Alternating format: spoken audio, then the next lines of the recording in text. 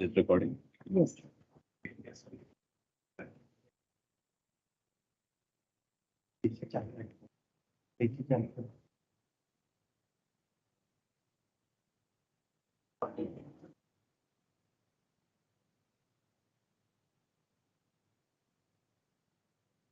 Hi everyone. I'd like to request them to put their phones on silent. Thank you.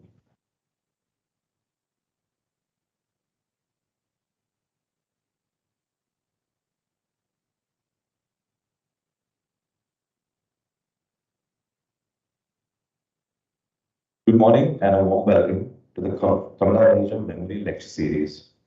It is a pleasure to welcome our esteemed dignitaries, invited guests, staff, and students for joining us on this momentous occasion today. Your presence has made this occasion to be special, and I cannot thank you enough for taking the time out of your busy schedules to join us here today. It is truly a pleasure to have all of you back here joining us for KRMLS. I'd now like to invite the Dean of the Arts of Trivia, Mr. Naman Parmeshwar, to deliver the welcome address.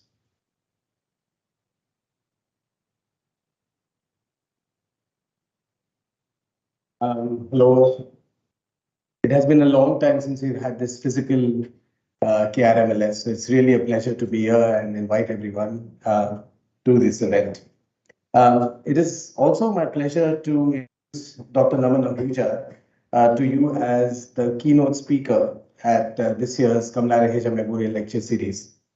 The KRMLS, as we know it in KIA, is supported by the Kamala Ahuja Foundation and is an annual event that we've been holding for, I think, more than 20 years now, if I'm not wrong. But in this kind of event, we try and broaden the horizons of architecture and thinking by engaging with ideas from a larger philosophical, artistic, or a cultural sphere. Here, we try and discover new directions in architecture and urban pedagogy and practice through discussions and debate and often experiments and play. Every year, a different issue concerning contemporary spatial practices is unpacked through multidisciplinary explorations, seminars, lectures, exhibitions, and workshops. These events over the past 20 years have covered a wide variety of issues, including, architecture theory, housing, infrastructure, history, heritage. This, we hope, enables the institution to open up new avenues and horizons for exploration within the academy. And our courses, we hope, will transform with every one of these engagements. This year, the theme for the KRMLS is concerned with the question of history. We've called it Histories from Elsewhere. This theme is concerned with our relationship with history, the way we make relationships with the past, and the future also through our actions. Thus, this is not merely about ancestry, this is also about legacy. If indeed every work of architecture writes its own history, through this year's KRMLS, we are interested in thinking about what history do we choose to write through architecture, why, and how. I can think of no other person who can open this out for us than Dr. Parmeshwar Ahuja, Naman Parmeshwar Ahuja, whose work in research, publication, and curation can help us understand the role of history in these rapidly changing times. Dr. Ahuja is a professor of art history at JNU, where he is also Dean of the School of Art and Aesthetics. He is also the General Editor of Marg magazine, India's oldest publishing house dedicated to art and culture. As a writer and curator, his work has deepened our understanding of Indian art from the perspectives of visual culture, aesthetics, iconography, and transculturalism. His books have been translated into French, Spanish, and Dutch. He has curated some of the most important exhibitions of Indian art in the past 10 years, including The Body in Indian Art and Thought, which was shown at the Palais de Beaux Arts in Brussels and the National Museum in Delhi in 2013, and India and the World, which we were lucky to have in Bombay, in which 120 objects from the British Museum were staged in strategic dialogue with Indian objects at the CSMVS in Mumbai and the National Museum in Delhi. These exhibitions have received great critical acclaim for generating narratives of Indian history within a globalized world, cognizant of issues of caste, gender, comparative religion, and decolonization. So it is really, really looking forward to today's lecture. And with that, I'd like to invite Dr. Ahuja to deliver his lecture. Thank you.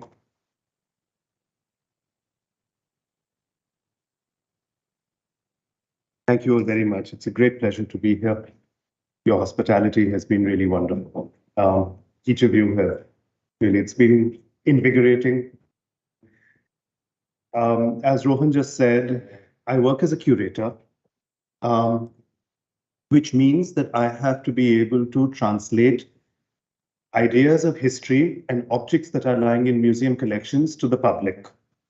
I have to be able to find a way to bring current thinking and the latest research on these objects and package it in a manner that it is understandable to the public and that the public is not intimidated by the depth of ideas and the complexity of these things. For this, as a curator, I need to work with teams of people, historians, conservation specialists. I need to work with exhibition designers and architects.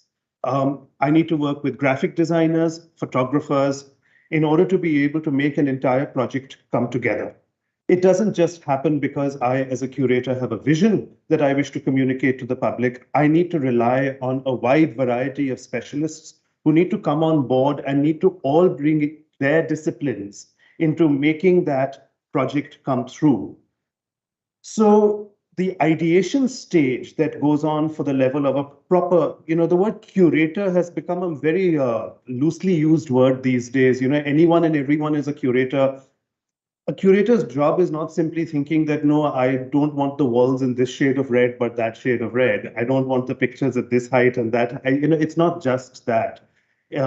Curators actually have to plan entire narratives, and they have to think about the politics of those narratives. And there has to be something in the story that is new and important, that is relevant for our times. So it's not just that you're walking into a history museum. And sometimes there are big interventions that you are making and huge fights that you're making, but the public will never realize what battles have gone on because of a minor shift in the nomenclature of an object. So we were just talking about the dancing doll or the dancing girl of Mohenjo-daro, right? For instance, everyone's seen it in their textbook. And from a gender studies perspective, I began to ask, really the most important ancient icon of India, and you want to call her, there's nothing wrong with being a dancing girl. Don't get me wrong. But over the past 5-6 years, there have been a spate of articles calling her Parvati or calling her Devi and so on, and saying that she must be a goddess. This must be the earliest manifestation of an ancient goddess of India. And that made us start thinking, why is it that in India, we have this thing that a woman's sculpture can either be for the titillation and amusement, where she is a dancing girl, or she has to be venerated and she turns into a Devi, where she turns into a goddess. There are these two polarities, and she can't be a professional. Like if you look at the angle of the figure, if you do a cutout, all of you are now adept at using Photoshop and so on. So I would suggest you just look at that sculpture the next time you see it, and you'll see that she has a socket in her hand. And she has one bangle only on her right hand, and she's taken all the other bangles and put them on her left arm, all the way up. So she's got her working right hand is free. Anyone who has worn bangles over here knows that when you're getting down to some manual work, you can't have them jangling about all the time, and so you shift them. And then I began to think, well, that's quite plausible. And she seems to have a socket here, and she's leaning back, in this pose as if she's going to do something. And the angle at which she's leaning back and the angle of the hole in her left in her hand are symmetrical. So I promptly took a little jhadu ka tili, right? And I cut it to the same size as her and inserted it in the hand. And lo and behold, I got that perfect symmetry in the sculpture. And I said, so she could have been holding a jhadu. She could have been holding a javelin or a spear. She could have been holding anything. She could have been a warrior. She could have been a worker of some kind. But we had a hesitation in all these years for saying, we denied her her capacity to be a working woman as a sculptor. And we only referred to her as the dancing girl, or now as the mother goddess. And the question was that, can't we actually question this nomenclature and go into the history of who actually named her dancing girl and why? And the great victory for CSMVS was that we managed to put the word dancing in inverted commas. Now, the public will never realize this, but it was a great victory. We got articles written in the press about questioning whether she is really a dancing girl. And is that how we want to think about some of the most important little sculptures that have survived from ancient times, that the women of India, do they have that as their exemplar and inspiration to think that she is there for amusement, or is she there as a goddess, or can she actually have a capacity for being a working woman? And who do you want? What do you want as a society? How do you want to call your history? So we often, as modern designers, as architects, look back to our past to be able to define our present, to be able to think about how we want to shape our futures. And history has a very important role to play in contemporary politics because it is the battleground on which we are defining ourselves as a society once again these days.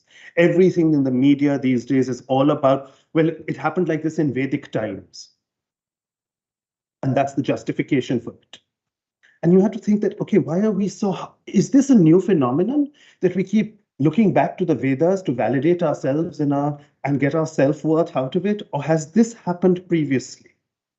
Is this a new phenomenon? Are we doing this for the first time? And what happens to society? What is the level of inadequacy in society that it warrants this requirement to go back to the past to be able to get some self-affirmation? What is causing us such a deep sense of insecurity about our contemporary situation that we need to keep going back and say, but hum ye the? And to be defining it through what we were, to be able to define our self-worth today. And then we began to look, and I said, yes, this has happened previously in certain strategic junctures in the past. It's not the first time that our society and our civilization is finding this requirement. And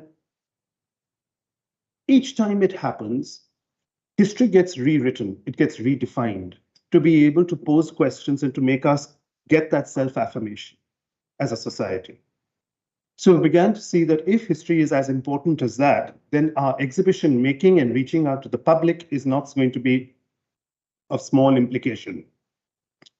So we sold 1.5 lakh paid tickets for the India and the World exhibition. We had a similar number for the body in Indian art and thought. Now, 1.5 lakh and these big public institutions, you may not think is much, but for India, they were blockbuster shows because 1.5 lakh people buying tickets to attend an exhibition of history in a museum is a very big deal. And it is obviously reaching out to huge numbers. We've never had those kinds of numbers before. And one of the important things for that was to be able to tell histories that mattered to people. And you had to really think about what you're communicating. So since we're at an architecture school, I thought I'd look at those ideas that keep coming back in the work of our modern architects and designers and urban planners. And I'm going to start presenting ideas, and I'm also going to start deconstructing those ideas for you and saying what's wrong with the idea. So one of the key things that we always look at and celebrate is the idea of urbanization, urban development. We look at cityscapes, and we're always interested in talking about when did actual urbanization begin. And they say that we've now discovered 1,008 sites across a very auspicious number across the Indian subcontinent, or shall I say South Asia, all the way from Afghanistan, all the way through to Lothal and Dholavira in Gujarat, spreading up to the borders of Sialkot, Rawalpindi, and coming up into the borders of Jammu. So on the lower hills, and then coming all the way down to Dwarka, Karachi, where there is a submerged set of sites in the Indian Ocean. And all of these sites have modular construction of cities. So we are talking about cities which are made of bricks, and we're talking about millions and millions of bricks that have been used. The oldest cities in about 3000 BC began to use sun-dried bricks. for construction. But by 2000 BC, 1,000 years later, most of these cities were using burnt bricks. And the burnt bricks are all of two sizes, and they are standardized bricks. So that means you're getting production on a scale which is extraordinary. They work on a 1:2:4 ratio for the size of the brick. And the bricks are, this is a typical example of a brick from Mohenjo-daro. Sorry, my slides are all compressed because my presentation was on a larger format. So you're going to have to use your imagination, stretch your imagination and expand the slides a little bit. I was compress everything or lengthen it, horizontally lengthen things in your mind. So these cities were so great that the minute you have control over construction, you can actually start designing things in a scale and in a manner that is unheard of. One little brick, and then you can have millions of them, and you can do extraordinary things, and you can change civilization. And so in the CSMVS exhibition, which was designed by Kalappa and Somaya here in Mumbai, we managed to create a trompe l'oeil effect on the walls at the back, where we used the great reservoir of Dholavira, for instance. Now, these were river civilizations, river-based civilizations. So we know that the access to water is where these cities were created, and harvesting water was the key way in which these civilizations actually emerged and urbanization started. So we got water harvesting techniques that are as old as 2000 BC or 22, even earlier, 2500 BC in South Asia, which are huge, huge reservoirs of water, which they had begun to gather. And so in the history of water harvesting, we always talk about this term that you might have heard, those of you who've read history, the Great Bath of Mohenjo-daro. Well, it isn't a bath, it's actually a reservoir. They didn't have giants playing around in that water tank. It's actually a big water reservoir. And so we created a trompe l'oeil of the brickwork of that, and against that we staged one brick. So these are some of the shots of those cities to make you understand how grand and impressive the construction in these places was. Hold on, pause for a minute. We've all looked at the basics of construction. So using millions of bricks like this, where were the trucks that were bringing in these things? Where were the gas stations? Where was the labor living? How do you plan construction like this, right? Like basic, who were their contractors? How do you make these cities? Underground drainage systems, working the water from the reservoirs, coming to these houses, planning it in advance, wastewater, soakage wells, and sewerage planned in these cities, and taking away, this is 2200 BC urbanization. Covered drains, not open drains. Just for your information, I mean, we've got a lot to go back to the past to relearn, right? It's very interesting to be able to see this level of construction. So how was it done? Were they firing the bricks on site? Were they bringing the bricks in from an off-site production center? They didn't have trucks. I mean, what were they using? How many bullock carts were being used? So where were all these animals kept? How large were their roads? Could the roads actually only accommodate one bullock cart, or was there space for two bullock carts? So are we looking at a 2-lane road or a 4-lane road? What are you constructing? What are you planning? That means that for making these cities, everything had been premeditated and thought. And so the history of urban planning is really important to be able to see how the principles of urban planning changed over 1,000 years of such cities. And then comes the big question as to why were these cities abandoned? And the pandemic has really given us ways of thinking about why cities were suddenly abandoned in this manner. What were the climatic changes, the pandemics that could have taken place? What were the ecological shifts that make people de-urbanize? So till now, I was giving you these chest-thumping statistics and information on how fantastic ancient Indian urbanization was. But now comes another very important point. The earlier thing that I began to talk about was the Vedic age. And the Vedas make no mention of construction. They don't celebrate this kind of construction. They celebrate the environment. They talk about living in the only kind of ecological system that you get out of it is about living at one with nature, praising the forces of nature, saluting the force of the god of thunder and lightning, of fire, storms, of the earth, of the spirits around us. It's about the energies that you have in nature. It's not about worshipping the great god of urbanization, right? So there's a difference. And the Vedic age does not actually allow us to even tell us about anything to do with Murti Vidya or nothing to do with temple construction. It's not there. They don't believe in that kind of materialism.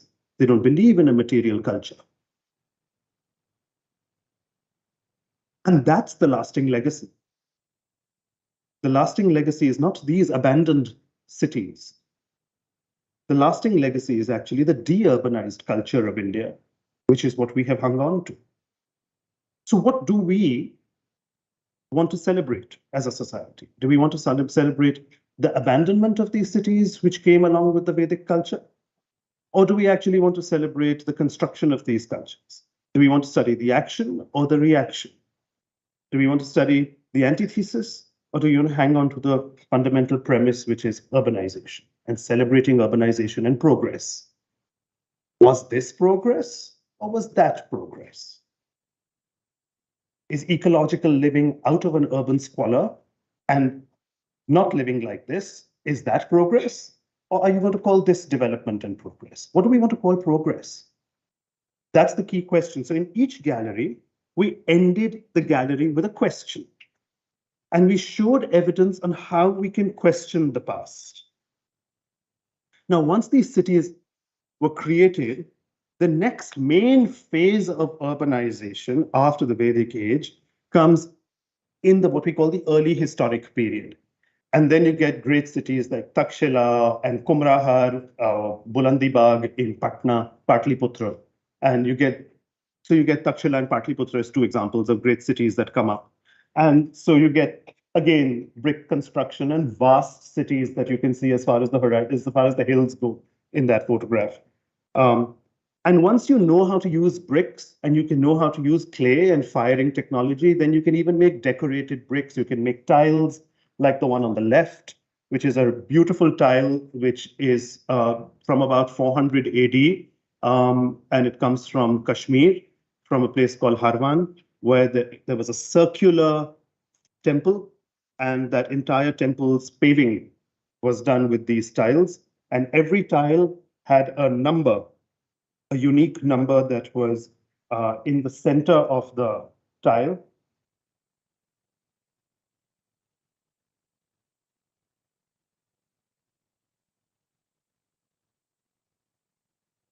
It's not very sharp, but you can see that digit, these three numbers in the middle of the tile between the two men.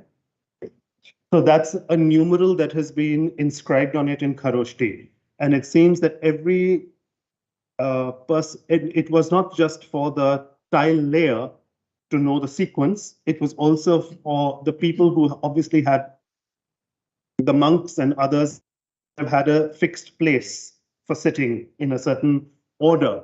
And they would have known that, okay, I have to occupy 320 and he has to occupy 318. There were like seat numbers in this entire circular temple. So now, public spaces, you can have tile work, you have brick work, that's from UP, from Ahichhatra. It's one of the bricks on the molding of the temple, and the entire temple was made of hand-carved brick. So once you got the basic brick, then you can actually do modular shaping relief work on the bricks. And so you have entire temples with this kind of construction. Okay, so moving from, like I was saying, from that gallery in the exhibition, which you saw the water reservoir in, it ended with a deconstruction of the idea of progress and cities and urbanization by posing questions on the Bronze Age that are cities the most important thing for us to have? I know we are confronted without an alternative sometimes, but what do we know about pastoral living, about living in a homestead, of living in smaller communities? And how do we actually celebrate a different kind of model of urbanization, which are interconnected clusters of small habitation settlements, something that you always talk about, but so few opportunities to actually develop and see. And unless we start writing about those forms of living that might have existed in the past, you're only going to be celebrating the great abandoned cities like Mohenjo-daro and Harappa and Dholavira, right? So there is a cause to be able to talk about a different history, and we pose the question at the end of the gallery. Okay, so now moving from that, I'm going to now come to a completely different kind of architecture, something that you've all seen again. Very simple, very basic. It is a Buddhist stup. We call it a stupa in English. And it is a rather remarkable building, very peculiar building, a pure hemisphere sitting on the ground. What an abstract shape to create. And you wonder, why did these guys make these andas? Because that's the word that we use in Sanskrit for many of these buildings. And why is it there? And does it mean, if they're using the word and, does it mean that the other half is symbolically underground? Is it meant to be a sphere where I'm only imagining the hemisphere, where I'm only seeing the hemisphere and imagining the other half underground? Is it actually telling me something else that the other word that's sometimes used for it is ushnish. And the word ushnish is actually the cranial protuberance on the head of Buddha. That's not his knot of hair, by the way. It looks like a sadhu who has wound his hair up on his head. It's not. As per ancient scripture, his cranium was elongated and longer.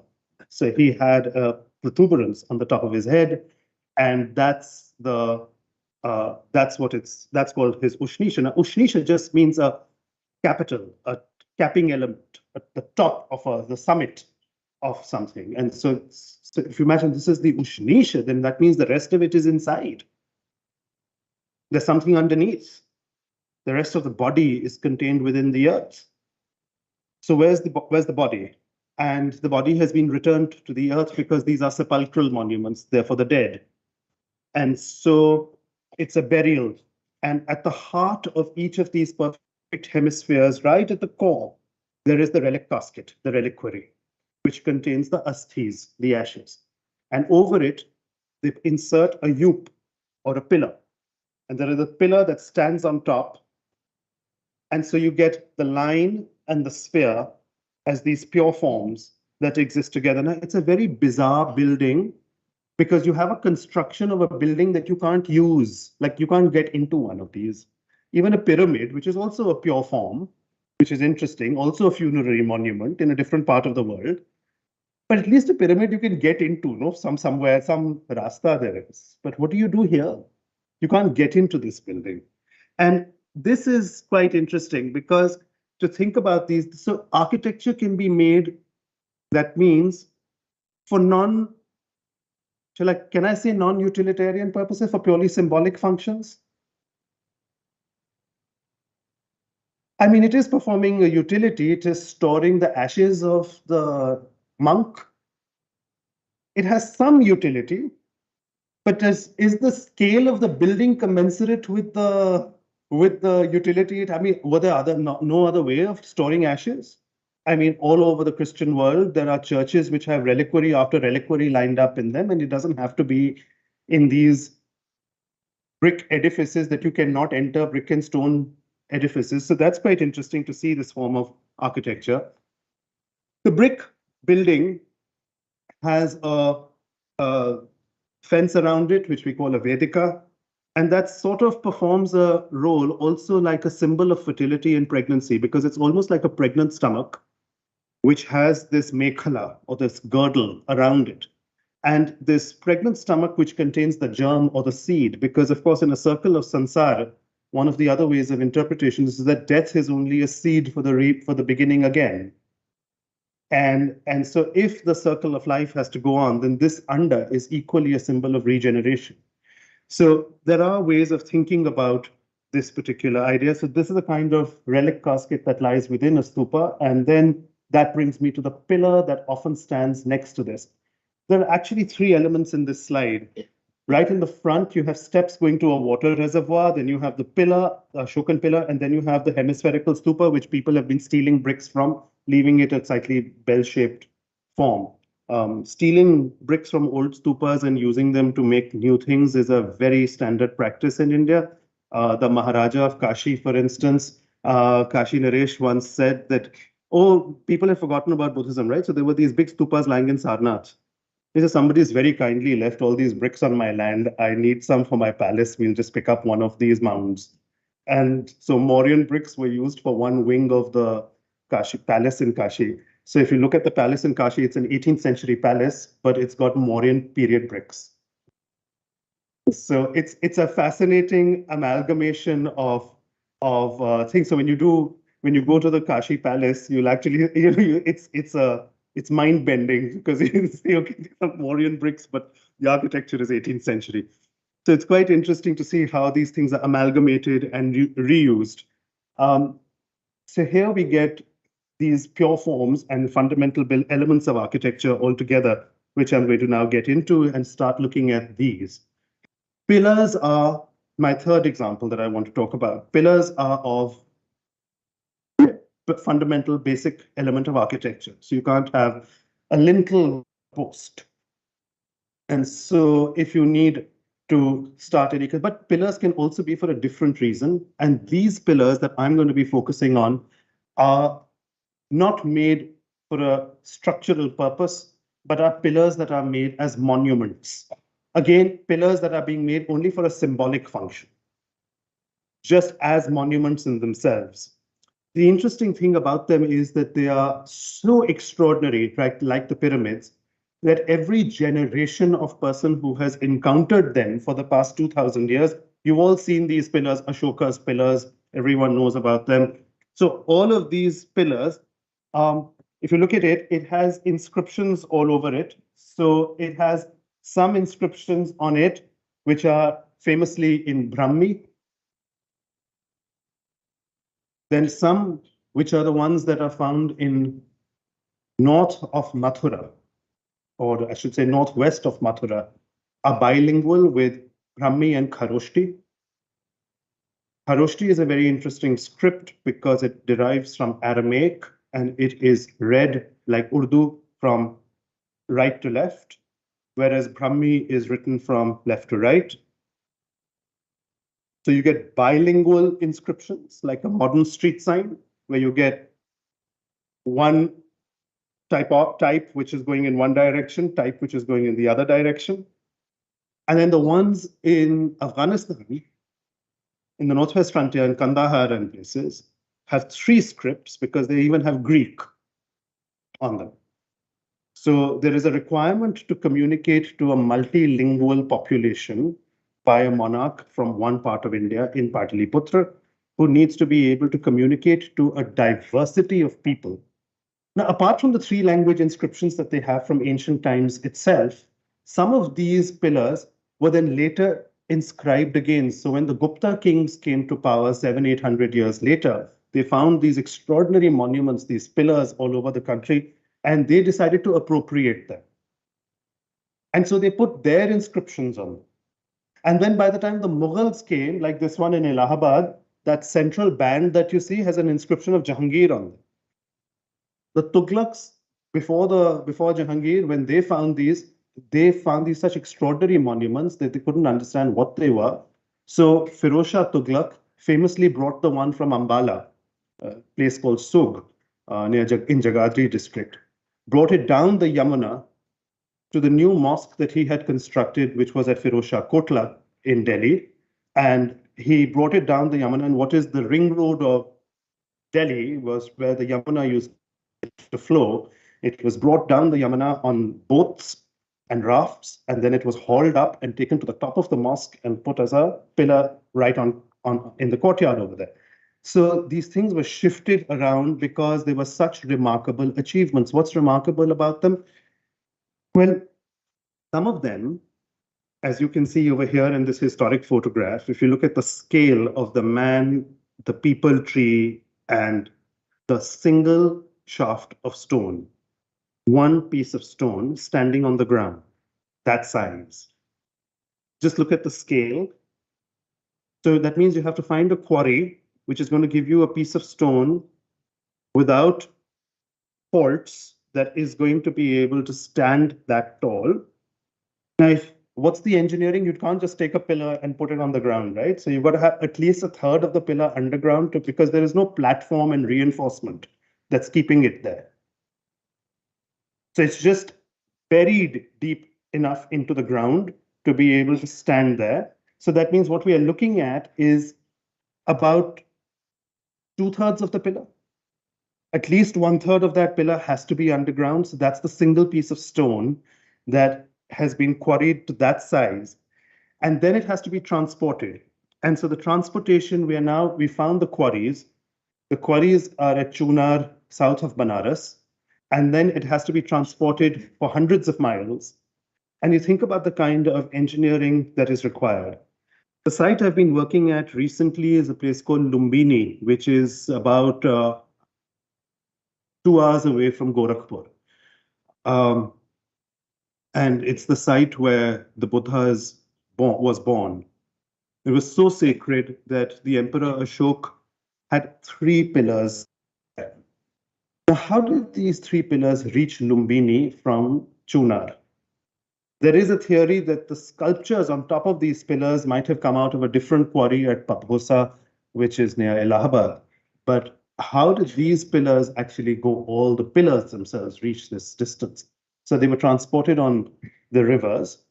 And then the last they went from the Ganga up to Allahabad onto the Yamuna, from where they went up further. Then they branched onto the Saryu. Then from the Saryu, that means the volume of water in these rivers was obviously enough that the pebbles and the rocks in the river were not so close to the surface so as to disturb this. That means that these long pillars of 80 feet, 70, 80 feet each could actually travel on the before 70, 80 feet, there's no rock in between in the river. Right?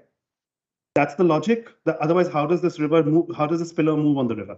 Now you get it to the nearest village where the water is at Lumbini, and then the last 30 kilometers to the site where it was erected, it has to be taken on the land. So that means you need a road.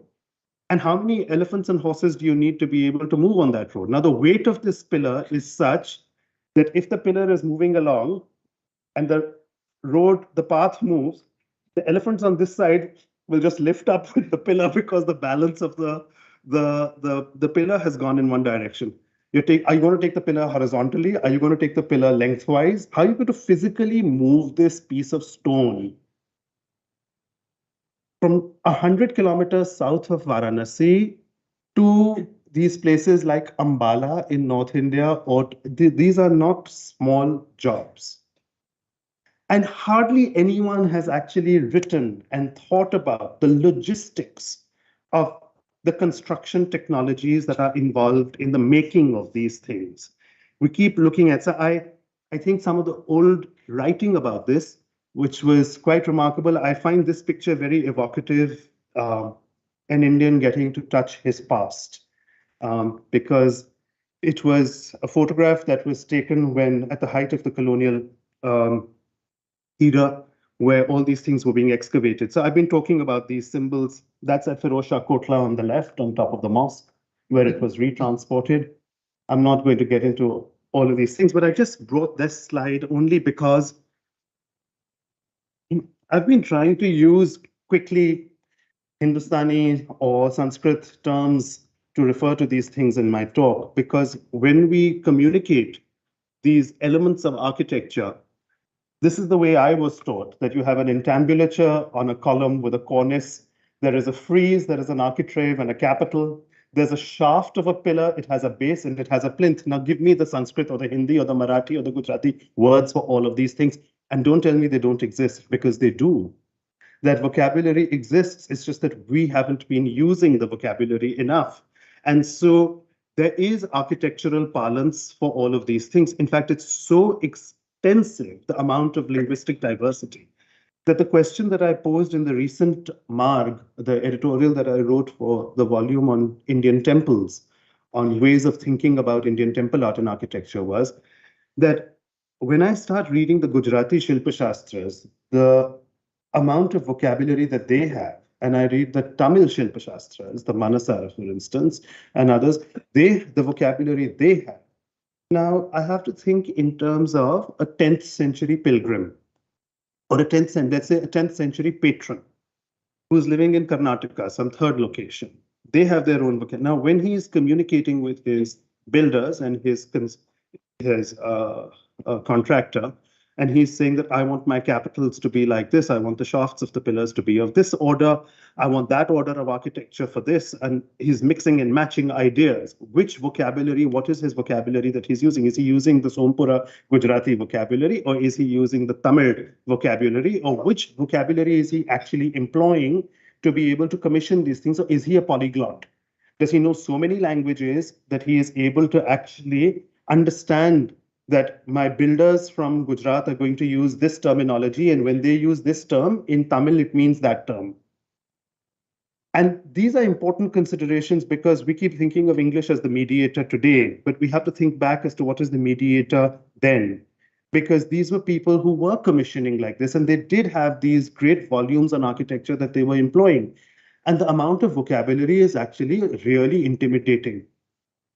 As a scholar working in the field all these years, I can tell you the vocabulary is, the glossaries and the vocabulary is intimidating because it's so exhaustive. So every decorative ornamental flourish has a term and it exists. So when you sketch a design, every term, every curlicue has a word. So you know what to call it when it's specific. And we have lost touch with that vocabulary. So, okay, so the galleries, as I was saying, in Mumbai were designed like rivers because they were river valley. The showcases were made like rivers containing these objects, and the urban planning of the cities with the focus in the center to the Great Bath or the water reservoir, and looking at the water reservoir at the end of the gallery. That's what you looked at. And these, we questioned the presentation at of urbanization in one place. You turned around at the very same spot and you looked at the other side.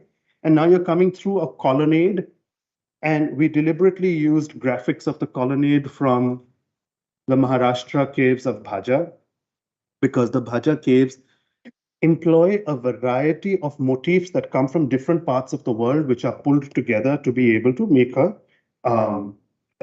colonnade. So, for instance, what we did was in the center, can you see one pillar capital, the sandstone pillar capital in the center? So that comes from a house in Patna, from Patliputra, ancient Patliputra. And the front of the house at the porch would have had two grand columns, which would have had these capitals. And what's happened in the past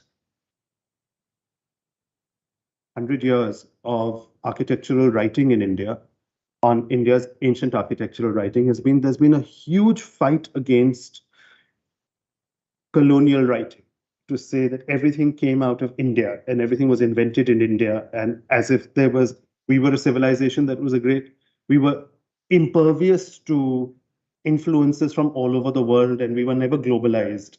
We were so insular that we were only coming up with things ourselves without any creative input coming from anywhere else. You know, the way they write is sometimes embarrassing. So the pillars became a great space for fight against that. They were not invented in Iran, they were invented in India, and all of these debates went on. So I deliberately chose this and Bhaja, because Bhaja takes Iranian Achaemenid columns and mixes it with Indian motifs in a very remarkable way. So obviously the people in Maharashtra and the people in Iran at that time had a very strong connect, and they had seen each other's architectural systems. Ditto is the case with the people in Patna, because the Patna column has a whole mixture of ideas that are taken together. So the upper band of simple rosettes are executed in a fashion which is exactly a Achaemenid. Below that, you have something called a bead and reel molding, which is from the Greek world, which is Hellenistic. Then below that, you have something called the Vitruvian scroll, which is this particular spiral, which actually goes back to ancient Greece, very ancient Greece, even older than. Then underneath that, you have the egg and dart, or what we call a molding, which has a central egg with a line and an egg with a line. So it's a very classic molding design called the egg and dart. Then below that, you have the palmet, which we in India call the Nagapushp. And so I began to, and the whole shape is like a Corinthian column, like with a sofa capital. So it's mixing up ideas from all over the world, and it's there for a grand residence in Patna, right? And so you're mixed here. There is no doubt about the ancestry of these motifs. So I wanted to talk about the kind of global connections that Indian architecture has always had, catering to the latest trends and importing ideas from all over the world to be able to express their ideas, and yet Indianizing it and utilizing it with Indian material and carving. So there isn't a contest over here. It doesn't mean that there's so much globalization that they've lost their meaning, but they are certainly being able to import it. And a good example of that is at Vidisha, where the pillar has an inscription on it. And it says, Deva Devasya Vasudevasya Bhagabhadra. And then it carries on, it says, the god of the gods, Vasudev, has been accepted as the god, as the principal deity of Heliodorus, Heliodorine, it says, Heliodorus, who is the ambassador of Antiochus, who is the king of Dion. Dion is a place near Macedonia. It's in north of Thessaloniki in Greece. So he is the ambassador of Macedonia, who has come from there, who is living in Vidisha, who has accepted Vasudev, who's making this pillar, this Garuda Dvaja Stambha. It says Garuda Dvaja Stambha in honor of Vasudev. So it's quite an interesting inscription that you have from about 180 something, 186 or 187 BC that actually mentions these things. So we know that these people are coming into the subcontinent and using these ideas and expressing them. Okay, I'm going to speed on. Now, these pillars, the reason my talk was titled that these are things which have inspired modern design. And I need to wrap it up now, even though I can't get through all my objects. The idea is that even when independence happened, this is a photograph that I took, the one on the left, when we opened the doors of the Darbar Hall of Rashtrapati Bhavan, and looking from the throne of India out onto the, I don't want to say Champs-Élysées, but looking out onto the central vista, and you see past the Rampur bull capital onto this Jaipur column. So here the Mauryan pillar has been put there in the right there in line. So the throne of India looks past the bull at the Jaipur column, this freestanding monument inspired by a Mauryan column clearly, which was put up in the colonial time. So now it's not that the Tughlaqs and the Mughals who are inspired by these columns, the Latvians and the colonizers, the British architects are also employing this symbol to be able to make it a part of the architecture that they are putting into the subcontinent. So this harking back to the past and using history to validate the present that I began with is something that has been going on. Each of these people have done it. So the Mughals, the Guptas did it, the Tughlaqs did it, the Mughals did it, the British did it. We are doing it.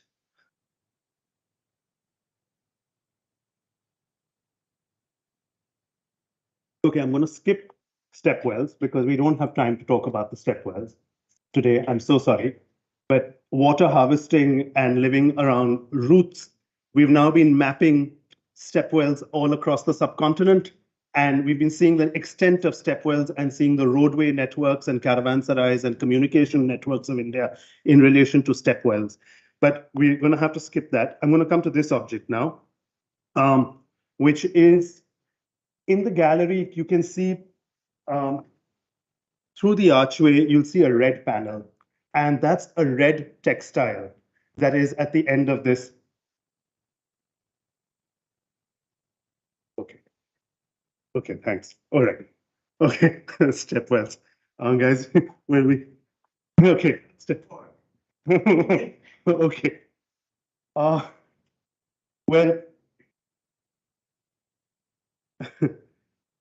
okay, so I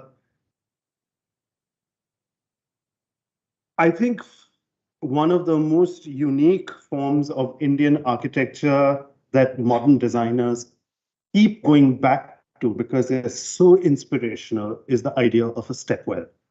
From an engineering perspective, it is remarkable because you're building so many stories underground. So when you're talking about the amount of pressure on construction, you're looking at the weight of the land that is getting more and more per story as you go deeper underground. How far deep can you take a stepwell, and what is the amount of atmospheric plus land pressure and land that is in the monsoon, a rather different weight of land with all the accumulated water that is bearing down on the walls of a stepwell that is actually going to keep that stepwell intact for thousands of years. Thousands. We're not talking about buildings here which are trifling and made for a generation. These buildings are made to last. Like, these constructions are so substantial that they're playing with the natural forces at a scale where we're looking at buildings which are still used, like stepwells, which has been used, our Dalaj has been used, and buildings like this, which have been used for 1,000 years. Now,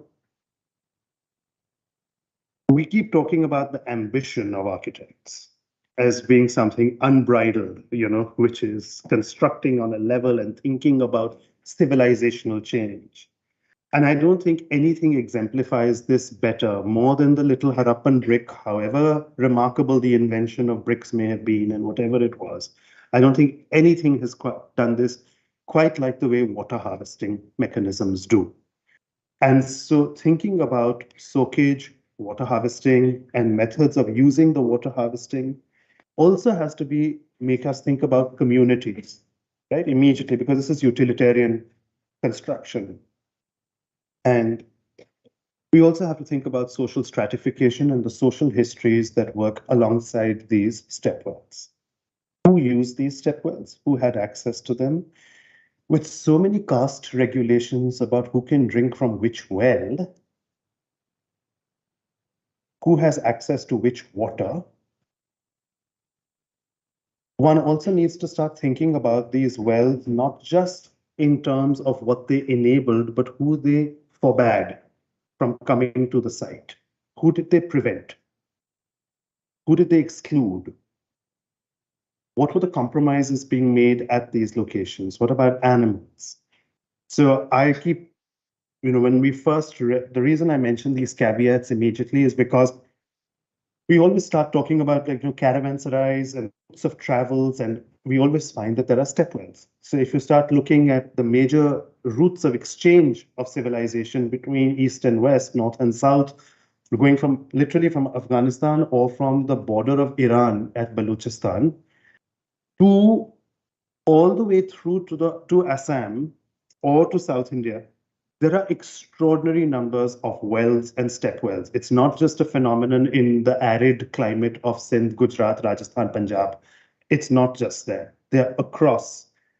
The oldest stepwell that we find is actually represented as a carving, as a beautiful carving at Kanganahalli. Kanganahalli is near Sannati in Karnataka. It was an ancient Buddhist stupa, and carved on the walls of the Vedika, the pillars, the limestone carvings, has a fantastic carving of a stepwell in perfect details. And it's exactly like the kind of stepwells that we know of stepwell construction. So we know that by the 2nd to 1st centuries BC, there were step wells that were being used for water harvesting in South Asia. So that's taking the history back clearly 2,000 years for this mode of construction, which means that alongside the stupas, they also knew enough about how to construct these graduated stepped wells, which had a deep side and had an incline with landings that brought them down on a multi-storied underground construction. So we get clear depictions of it. Okay. The well has one really deep end, as you all know, which has the deepest catchment of water. In the most and drought-ridden period, you would be able to access the water from there. There is segregation of spaces for male and female, and perhaps some for high caste and for lower caste people. There are wells which can be used by animals and water for animals, and how it is taken out, because when you're traveling in a caravanserai, when you're going from one caravanserai to another, when your animals need to be fed and watered, so you would have to have enough provision for watering the animals and bathing them and drinking and all of that. So that water has to be separated and kept aside. And so this was very much part of the mechanism. And then what water is wasted is left and how it goes into the fields. So now looking at each of these wells, you also have to think about the channels that are around the area. And what's important is that I find that wells take us to thinking about the fundamentals of all palace construction, all city construction, all temple construction, all stupa construction. Because the Vaishali stupa, which I showed you a slide of, which had the steps with the pillar and the column, the stupa and the pillar, that photograph was taken at Vaishali outside Patna. The water reservoir is an integral part of the architectural complex. All your famous Hindu temples, they are built at water reservoirs. The water tank is part of the temple architecture. What came first, the tank or the temple? Or was it simultaneously the control of the tank? Who ends up controlling the tank? The temple priest is the authority. It's in his land eventually.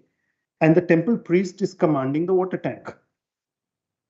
So the control on the water is something that we are looking at.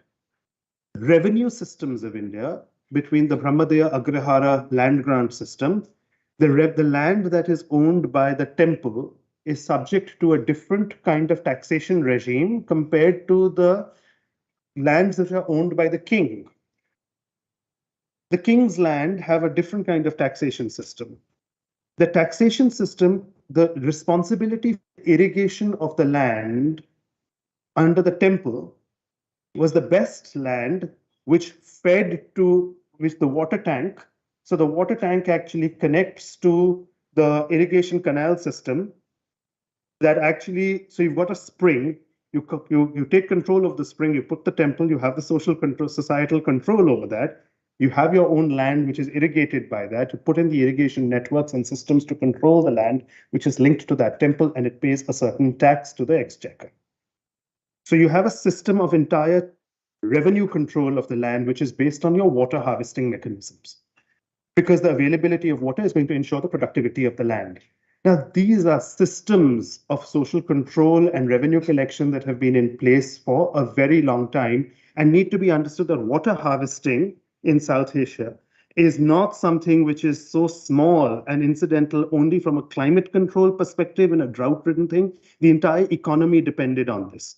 So the architecture for water control and water harvesting has actually a very, very long and rich history. And the history of religion is actually deeply connected to the history of water harvesting. So we find the celebration of shrines of Nagadevtas and Yakshas and Yakshis are put up, the temples are put up whenever a new dam is created or where a new irrigation channel is created, that's where the temple is located. It's not because the temple was there and therefore the tank was made. It's because you had the water catchment area and that became so sacred that people would congregate there that you needed to have a temple there because they gave thanks for the water. So the entire way of thinking, its architecture and design led a history of civilization, and the religion is actually following suit as a method of actual sort of control and thanks and gratitude and faith that comes along with that. So I think that needs to be thought through as a very symbiotic relationship, which is a very important history. There are remarkable kinds of water architecture and sluices and canal networks in India. Mandu has some of the richest examples. For those of you who've had the pleasure of seeing the site, you'll know what I mean. Please go and visit the Jahaz Mahal at some point in your summer vacations or sometime. Now I'm coming to the next element, which is about looking at a very different kind of architecture. The next thing that we keep talking about vernacular architecture these days, whatever that means. I mean, what does that word mean? I'm going to talk about architecture on the move, tents, mobile architecture. We keep thinking of architecture as something permanent, and I wanted to start thinking about deconstructing the elements of architecture. Let's move away from brick and concrete. Let's move away from stone. Let's look at tensile materials, and let's actually look instead at textile as a means of architecture. Not new. The Mughals were great masters at it. They taught the Rajputs the habit as well. We have strong history of how the Rajputs learned how to use tents for the same purposes from the Mughals. But before that, we have a history of remember the Mughals came from Mongol ancestry. So they go back to Central Asian tent usage of yurts and so on in Central Asia. You have Rabadis who have used tents. You have Banjaras. You have a long history of the Bedouin in Arabia using tents. The Seljuks in the Middle East learned how to use their tents from the older Bedouin habits of using tents. And one particular type of tent became the preserve of the royal monarch from the 12th century onward, which was the Lal Dera. The Lal Dera was literally the red colored tent, which was only reserved for the royal in a tented township. The statistics of these tents are so extraordinary that Abul Fazl, when he writes the Ain-e-Akbari, has given us information where he says that the tent master was one of the most important ministerial jobs in the Mughal court. The tent master had a retinue of over 1,000 elephants. 1,000 elephants. He would broken into 2 encampments. 500 elephants with one, 500 elephants with the other. 10,000 soldiers with one encampment, 10,000 soldiers with the other. So when the emperor and when they were marching, okay, wait, let me explain something. Simple statistics. We always look at Mughal architecture, and what do we look at? The Lal Killa, right? We always look at the Red Fort of Agra, Lahore, Delhi as the great examples of the extraordinary architecture of the Mughals, right? These amazing buildings. The Mughals only lived in them for 40% of their time. The other 60% of their lives was spent in tents. They actually lived in gardens. They lived on fields. They lived in nature on riverbank. They didn't live in these grand palaces that they constructed. They lived in these palaces for 40% of their lives. Fatehpur Sikri, the abandoned capital, and urban design and urbanization once again, these big cities and this great financial outlay is occupied 40% of their time. It's not occupied for the rest of their time.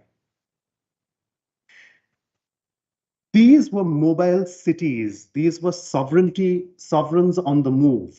Capitals, it was not just, I say sovereignty on the move. It's not just, the capital would actually relocate from one place to another every 10 days, 12 days. An entire township would be created.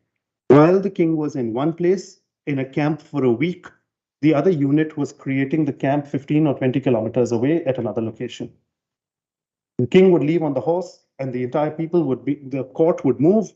The 10,000 people in this entourage would pack up and go to the next destination where the king was supposed to be received 20 days later, while he occupied the next city. These cities contain doctors, the bazaars, entire ports, I mean, entire administration, harems, everything. It just moved. It was a city on the move. So these cities on the move is what we need to think of, because the population of these cities is at least about 15 to 20,000 people at minimum, at minimum. And that's not just whom they're interacting with. So there's townships that are actually going from location to location. Cities are not made to be in one place. Cities can move. And think about that as a concept. Just think about what that means, and what that can imply. And this is really interesting for us because when we look at the extraordinary number of surviving pictures of what happens in these townships and the kind of entourage that is involved there, the cityscapes, there was one particular tent panel that I took as an example from one of the Lalderas, which was lying in the National Museum, but the Calico Museum in Ahmedabad has panels from this. This comes from the Tosha Khana of Jaipur. And when we did the analysis of the textile at the Metropolitan Museum in New York, where there are a few other panels of the same tent, they found something amazing.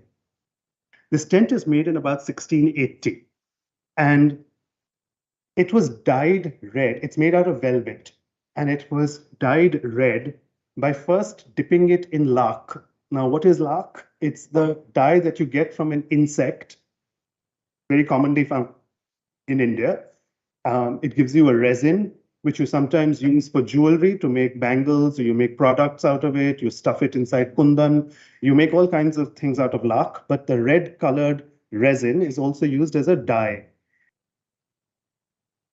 They did something else. That lac red is not so bright. This is a carmine red. How did they achieve this vibrancy? We looked at it further, and we found it had been double dipped in another dye. And the second dye they had used was cochineal.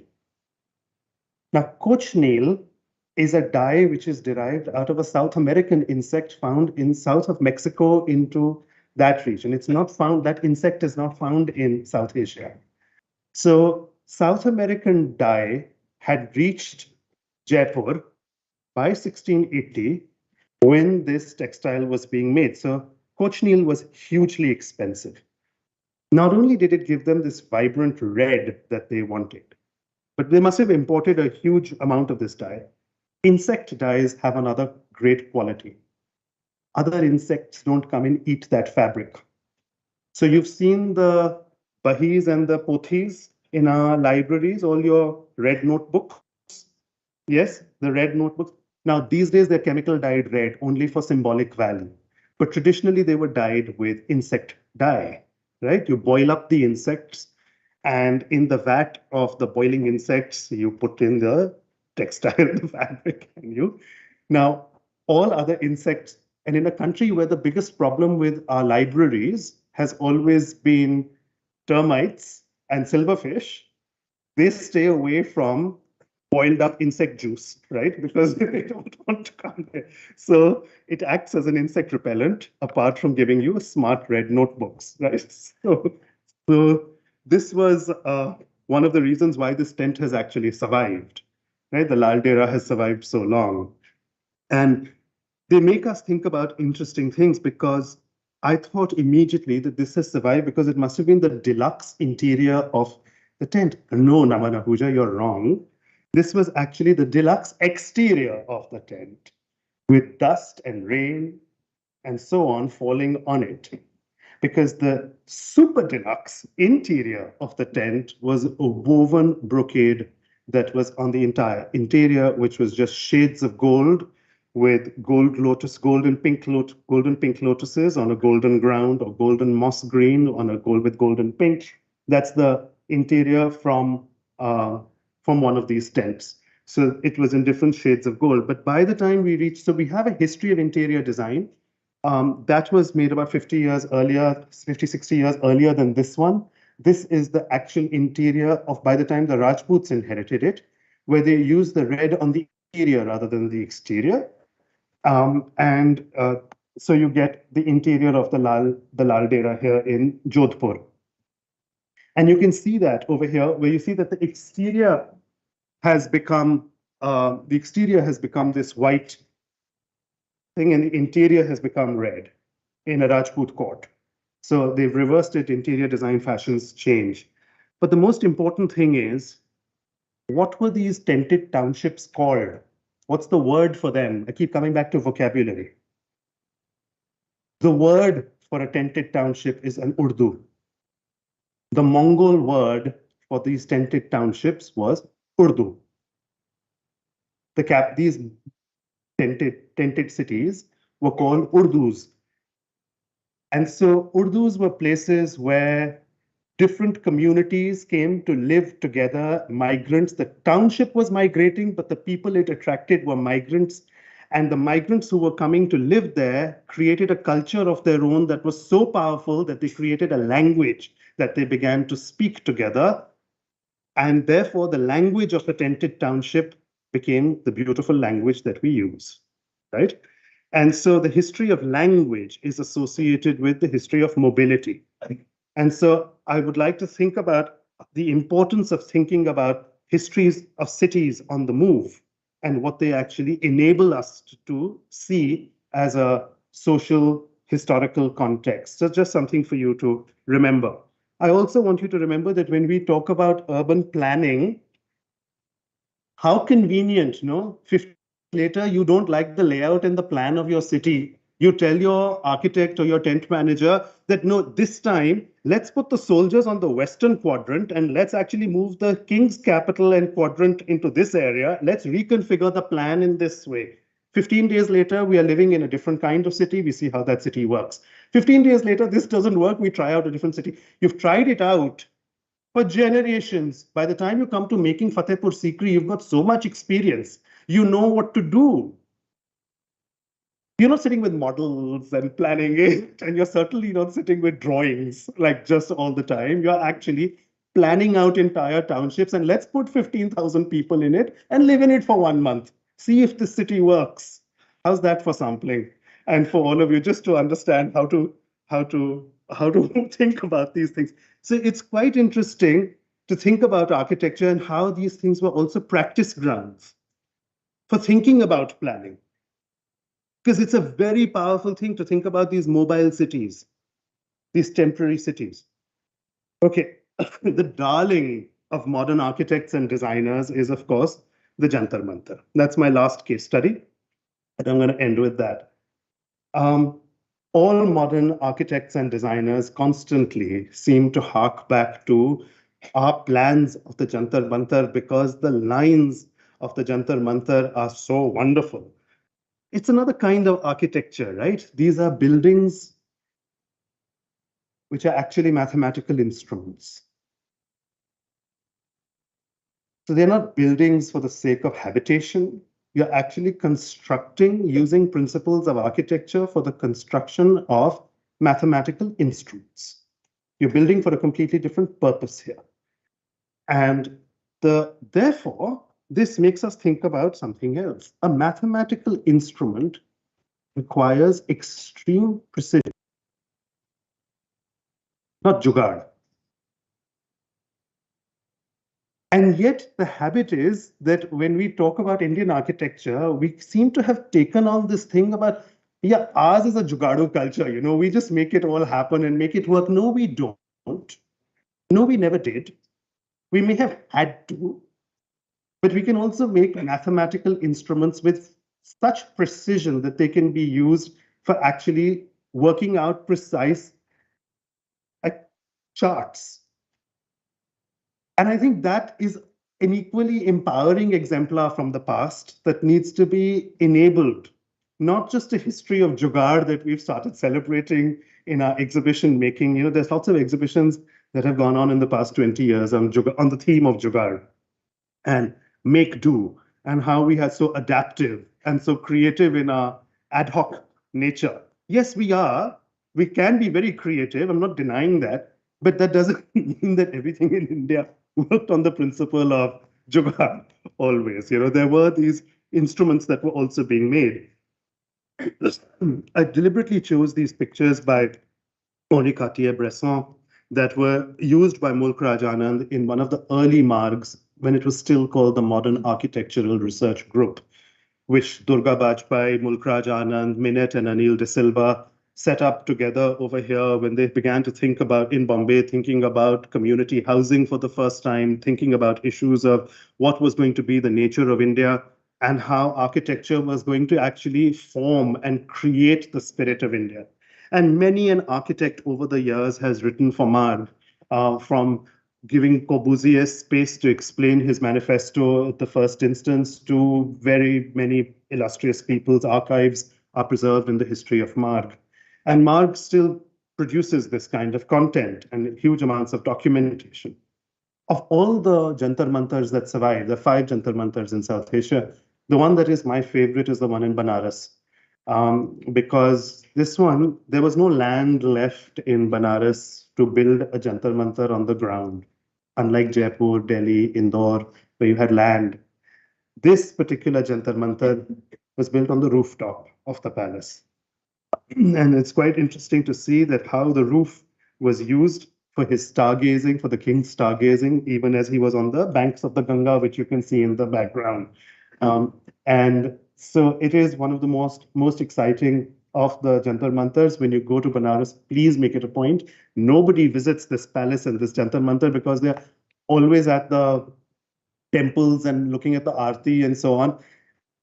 Go and see the Jantar Mantar. As architects, I would advise you to please spend a little moment to see this. This is all at the Banaras Jantar Mantar. Of course, as usual, now houses have started coming up in its shadow, so the angles of the moonlight, etc., don't exactly fall where it should. But anyway, just a close-up for you to see the way these instruments were made and the kind of markings on them. So for you to understand how precise the construction is and how it's actually being used. It's being used as a mathematical instrument. It's not just being used to look stylish and modernist as its inspiration. It has a utilitarian purpose.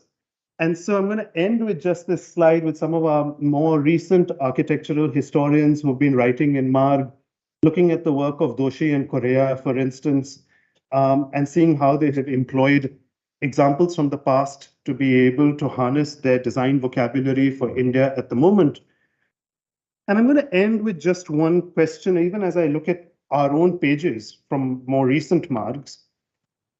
I keep coming back to these kinds of examples which have a certain modernist flair, like Jantar Mantar, which seems to be, like I said, the darling of architects to use.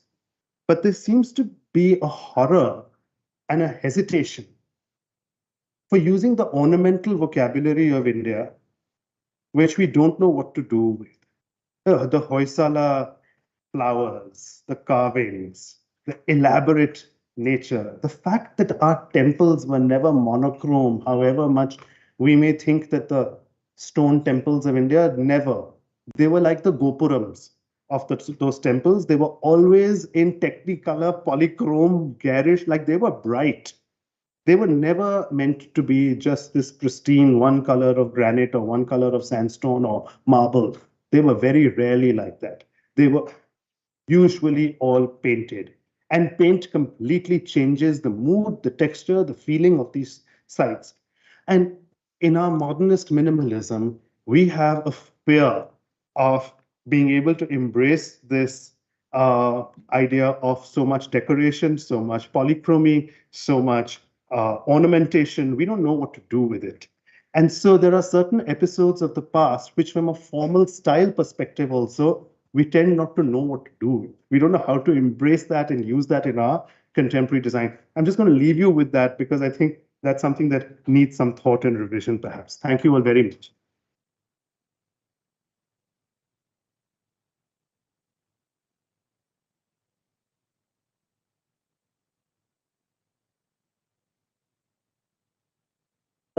That was incredible. You know, getting a standing ovation from Ashok Lal is not easy. So,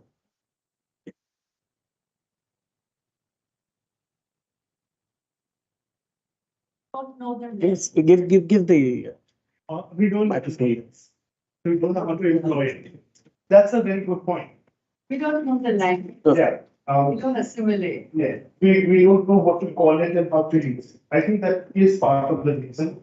If we had a better vocabulary for these things, we could at least use it in some.